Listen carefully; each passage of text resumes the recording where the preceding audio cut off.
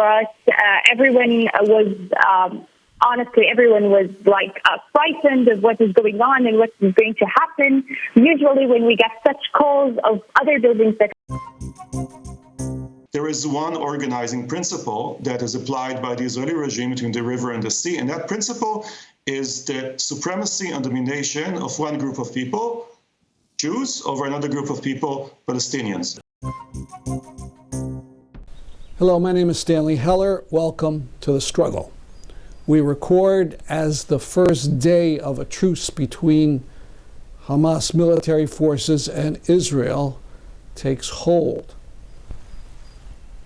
People near the Al-Aqsa Mosque in the compound celebrated, and some raised Palestinian flags. Israeli security then moved in, shooting tear gas and sound bombs and rubber bullets. We begin with video of a little girl in Gaza that has gone viral. I'm always sick. I'm always, I don't know. I can't do anything. You see all of this. What do you expect me to do? Fix it? I'm only 10. I can't even do anything this morning. I just want to be a doctor or anything to help my people, but I can't. I'm just a kid. I don't even know what to do. I get scared, but not really that much. I do anything for my people, but I don't know what to do. I'm just 10. I'm just 10. All of this, when I see, I literally cry every day, saying to myself, why do we deserve this? What did we do to this? My family said they just hate us. They just don't like us because we are Muslims. Why does Muslims act for you like that? We're just kids. You see all of the kids around me? They're just kids. Why wouldn't you just send a missile to them and kill them? It's not fair. It's not fair.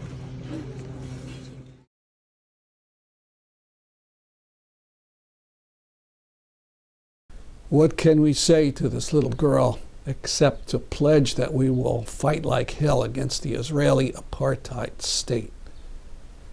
Now, from Democracy Now! About the bombing of the building in Gaza that housed international media.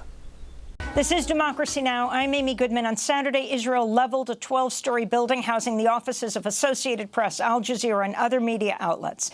Israel justified the bombing, claiming Hamas uses the building, but offered no proof. Earlier today, U.S. Secretary of State Tony Blinken said he has not seen any Israeli evidence of Hamas operating in the building. While Israel gave advance notice of the attack, the head of Al Jazeera called the attack a blatant violation of human rights and war crime. Associated Press is demanding an independent investigation. They said they know of no evidence of Hamas operating in the building.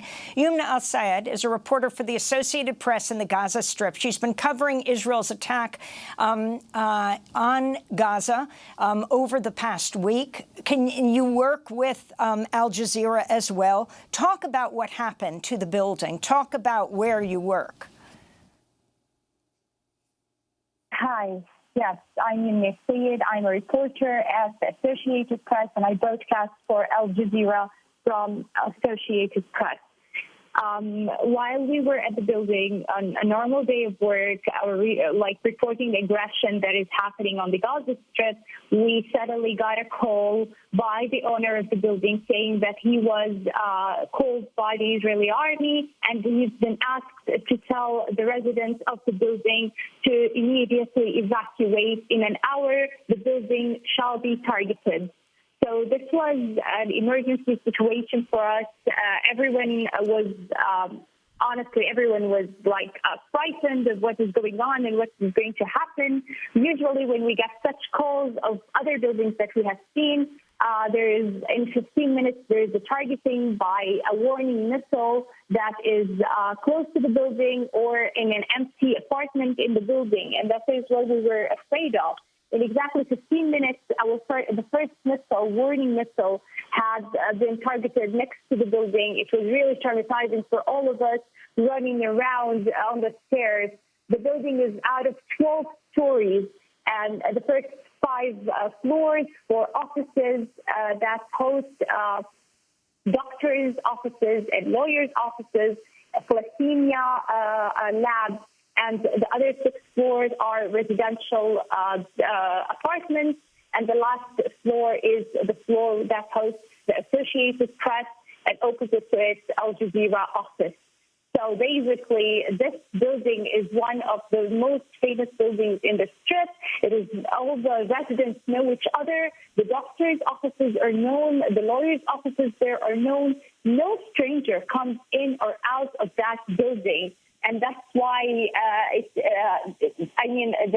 the side of the story that says that there is a Hamas intelligence that was in that building, and that's why they targeted their building, has to do nothing with the reality of targeting the 3rd building that hosts media offices in the Gaza Strip.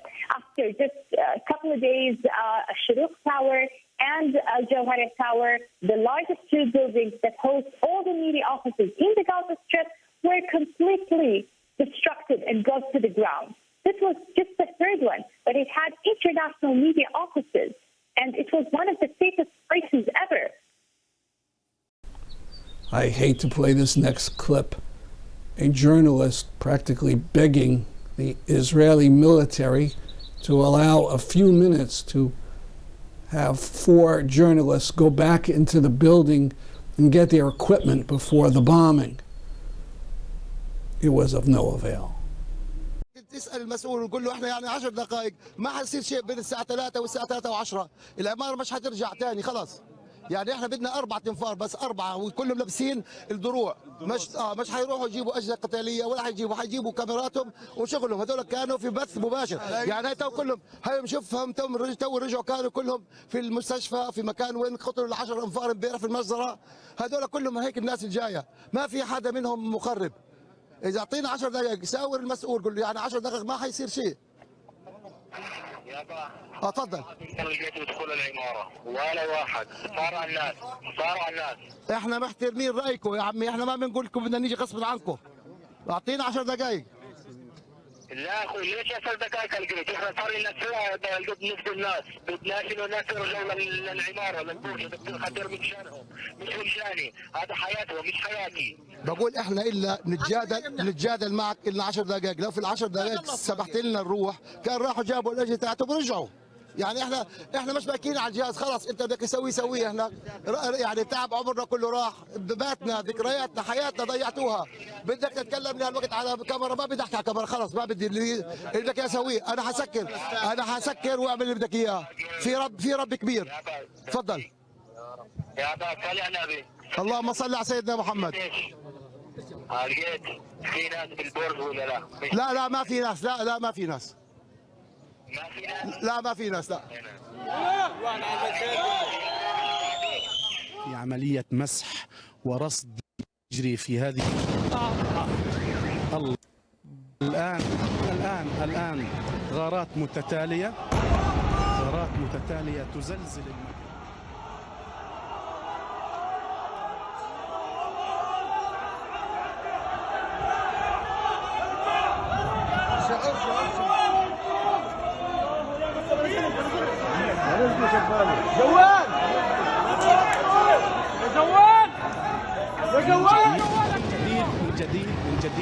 من جديد انهار البرج.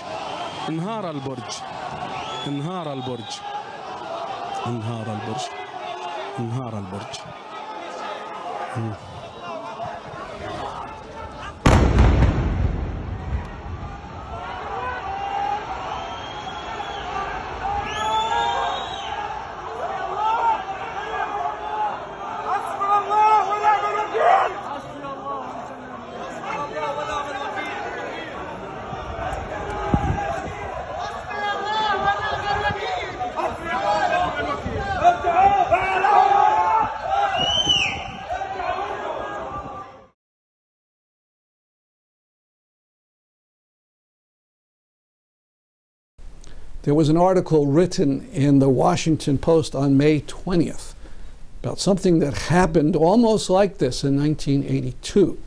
The article was written by David Ottaway. He said that the Israelis were about to bomb the Commodore Hotel in Beirut, Lebanon, a building housing 100 international reporters. Now, Israel didn't have the same rocket warning system in those days. It dropped the leaflets of warning from planes, mentioning that the journalists ought to leave that hotel. What they did is they called their New York bureaus, and the chiefs there called the White House. President Ronald Reagan, no left-wing hero, put his foot down and called the Israelis and told them where to get off. And then the threats to the press ended immediately, and they kept working from the Commodore Hotel. Now, you could argue that the Israelis did this latest attack all on their own. Biden didn't have time enough to react. Okay, but how did he react after they blew up this building with the media equipment all through it? Did he argue, or did he utter an angry word? Did he take some action? Yes, he took some action. He approved giving Israel $735 million to their Israel Defense Forces so they can use that money to buy so-called precision-guided weapons from U.S. companies. We know how they used their bombs during this latest campaign. Amira Haas, journalist for the Israeli paper Haaretz, said they extinguished 15 whole families, 3 whole generations. She mentions the Abu al-Uf family that lost 13 members, and the al-Kolak family, where 19 members of the family were killed. She says that this was no accident because, in her words, the Israeli army knows the number and names of children, women, and elderly who live in every residential building it bombs for any reason. You see, all the Palestinians, even in Gaza, are registered with the Israeli state. Palestinians obey because without registration, there's not even a remote possibility that the Israeli army will ever let them leave the Gaza Strip. So the Israeli army knows everyone's home address and phone number. The Israeli military destroys whole families because when the IDF wants to kill a certain Palestinian, they don't care how many Palestinian men, women, children, and babies die in the process. Now, what does the Israeli apartheid government tell its own citizens about all this? Well, it doesn't mention casualties of the Palestinians except with a few numbers. What it does say is that it had also cleverly pretended to stage a ground invasion of the Gaza Strip, getting Hamas to put all its men into tunnels, and then the IDF smashed them with hundreds of airstrikes against the tunnel complex. A military reporter wrote, "The IDF counts 100 more terrorists killed than the official Palestinian figure." Now, let's say this is true. What an immense military victory. 100 people. As someone commented in Haaretz, you may have killed 100, quote, terrorists, but you created 10,000 more. And all this supposed brilliance of bombing tunnels is a crock of lies. Ask some American veterans of Vietnam how well bombing worked against the tunnels of the Vietnamese patriotic forces. It was fairly useless.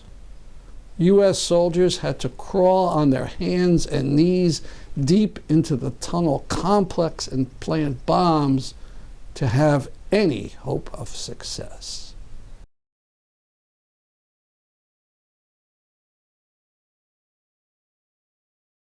So what brought about this ceasefire? It wasn't Joe Biden's weak telephone calls. One thing that was effective was the amazing general strike in Palestine of millions of workers. It went from the river to the sea. Israeli-Palestinian citizens participated overwhelmingly. You find this in an Israeli paper. From doctors to taxi drivers to high-tech workers, everyone joined the general strike as an act of unity that's a source of pride for Arab citizens. The Israeli Builders Association said Palestinian workers had observed the strike, with only 150 of the 65,000 Palestinian construction workers coming to work in Israel. This paralyzed building sites, causing losses estimated at nearly $40 million. One crane operator said that so many crane operators are Arabs and were striking, and he noted, if we would all fight that way for workers' rights, maybe we would achieve something. That man has a brain. Now, we use the word apartheid a lot in connection with Israel. Apartheid, that hated system of race separation in South Africa from decades ago. Here, listen to an Israeli Jew explain that Israeli rule is apartheid. In January, the Israeli human rights group B'Tselem issued a report titled "A Regime of Jewish Supremacy from the Jordan River to the Mediterranean Sea. This is Apartheid." Earlier this week, I spoke with Haggai Elad, executive director of B'Tselem, the Israeli human rights group, and I asked him about this landmark report. B'Tselem was founded back in 1989.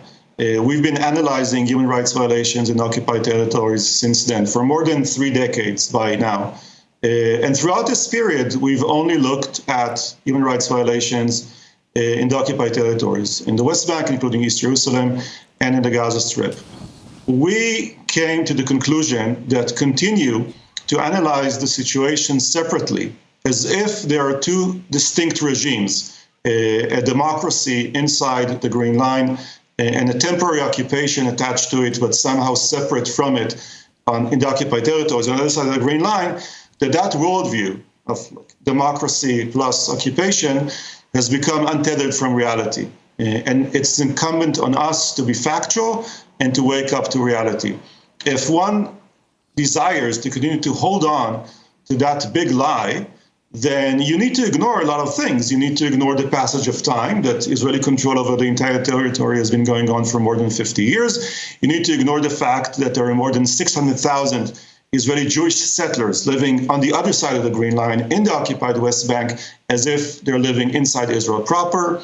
You need to ignore the fact that part of the occupied territory has been formally annexed. I'm talking about East Jerusalem, with the rest of it being de facto annexed. You need to set aside a lot of facts in order to continue to hold on to that bankrupt worldview.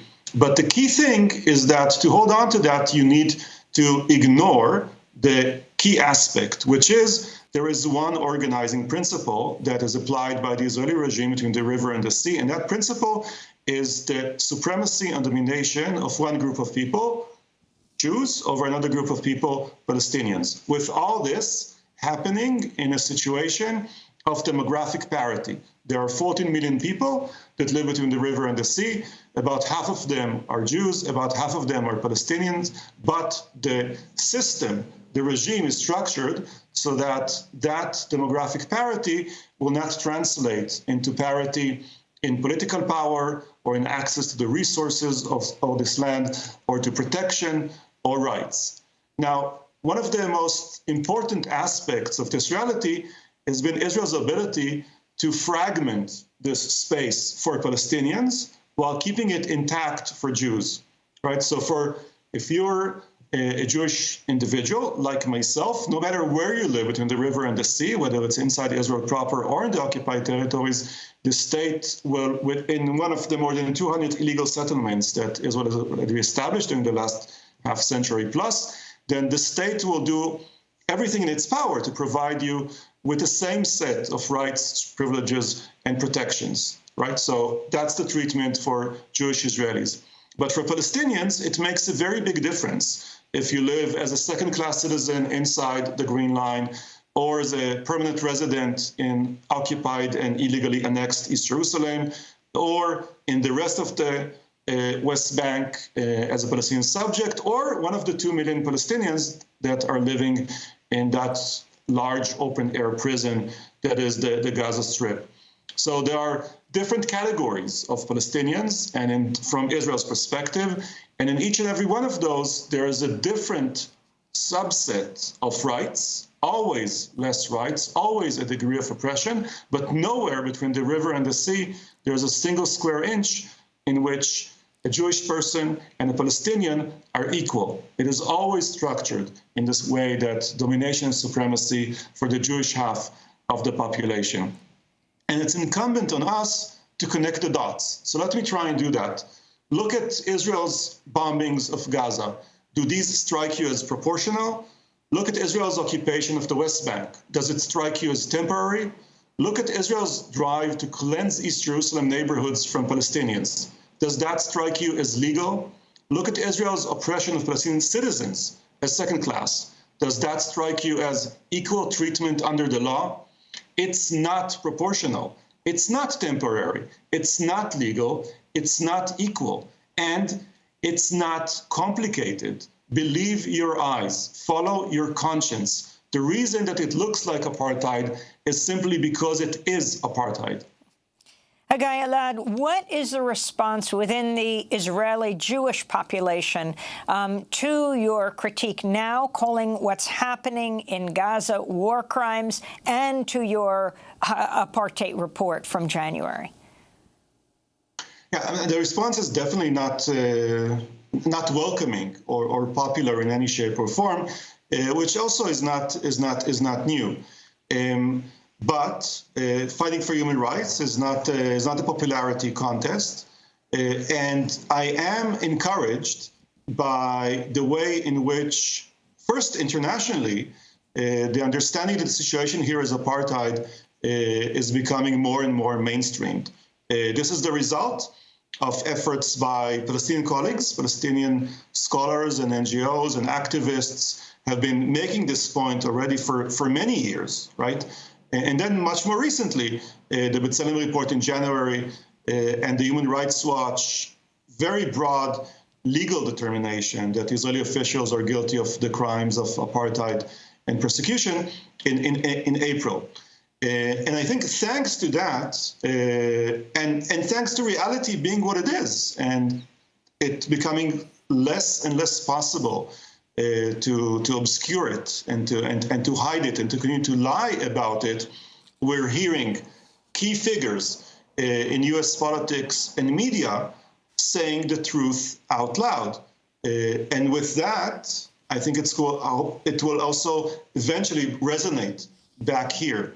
And Jewish Israelis will need to come to terms with the fact that the world is waking up to what is going on. And that's really the essential aspect, because what is happening now in Gaza, it has to stop. This kind of bombings, it just has to stop. That's the most essential aspect to save human lives. But that's not sufficient. The people responsible need to be held accountable, because otherwise it's just going to be allowed to continue the same way that has been allowed to continue, which has brought us to this assault on the Gaza Strip. But also it's essential that we do not go back to the status quo. The status quo is a false term. It's never static. And the status quo is not justice. The status quo is apartheid. This photo of a protest in Toronto where Jews painted steps to emphasize the blood that Israel has shed.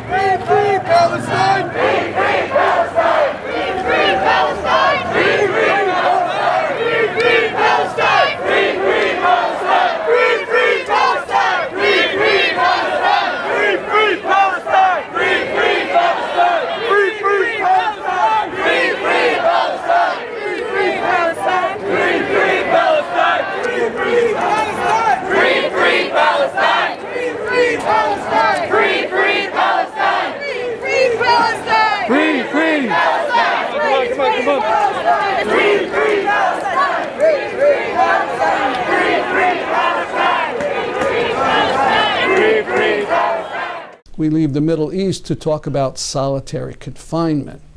We had thought the bill to outlaw the practice was going to pass in Connecticut. But now, with the supposed millions that the bureaucrats claim it will cost the state, the bill is now in jeopardy. A rally for the bill will take place on June 2nd. Here's a speaker from Stop Solitary Connecticut. Hello, my name is Kevnisha. I'm a board member for Stop Solitary. We are here, parking lot lobby day. We are asking legislators, we are asking senators to pass Senate Bill 1059. This is a holistic bill. We are looking to improve the conditions of DOC's jails and prisons for staff wellness, for incarcerated people's wellness. We are looking to provide a safe institution for our communities to unlock humanity. Noon Wednesday, June 2nd, in Hartford at the Capitol, on the side facing the park. That's our program for today. Get out and protest, folks. I'm Stanley Heller for The Struggle.